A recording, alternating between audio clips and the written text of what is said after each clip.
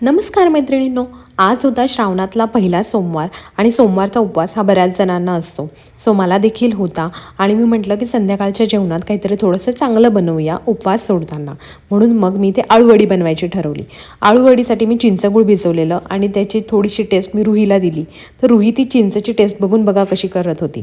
तिला ती आवडतही होती आणि आंबटही लागत होती. त्यानंतर मी आळूवडी बनवायला घेतलं. कोण कसं बनवतं हे मला कमेंट करून सांगायला विसरू नका. मी तरी चिंचगुळामध्ये पीठ टाकून बनवते, त्यामुळे घशाला खवखव होत नाही. सो तुम्ही पण मला नक्की सांगा की तुम्ही कसं बनवता. त्यानंतर बराच वेळ मला स्वयंपाक करायचा होता आणि रुही काय मला तू करू देणार नव्हती, म्हणून मग मी तिला हे मस्त किड्स ॲक्टिव्हिटी ट्राय केली. यासाठी मी वेगवेगळ्या शेपमध्ये बर्फ बनवून ठेवला. फ्रीझरमध्ये 1-2 तासातच बनतो आणि त्यानंतर तो तिला मी कलर करायला दिला. सो ही मस्त ॲक्टिव्हिटी आहे. जर तुम्हाला पण थोडंसं तुमच्या लहान लेकरांना स्क्रीनपासून दूर ठेवायचं असेल आणि असं कुठेतरी बिझी ठेवायचं असेल चांगल्या गोष्टींमध्ये, तर तुम्ही हे नक्की ट्राय करू शकता.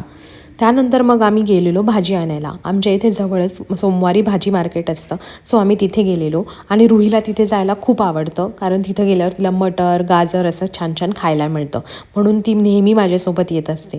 सो तिथे आम्ही गेलो आणि तिला दिसले तिथे बलून, जे की तिला घ्यायचाच होता.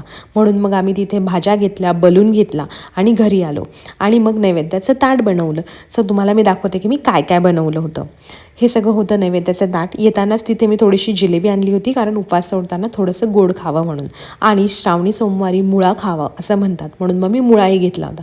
त्यानंतर रोहिणी आणि पंकजने देवाला मस्त नैवेद्य दाखवला. रुहीला हे सगळं करायला खूप आवडतं, म्हणून आम्ही तिला घेऊनच बसतो आणि अशा प्रकारे मग आम्ही मस्त जेवलो आणि सोडला सोमवारचा उपवास.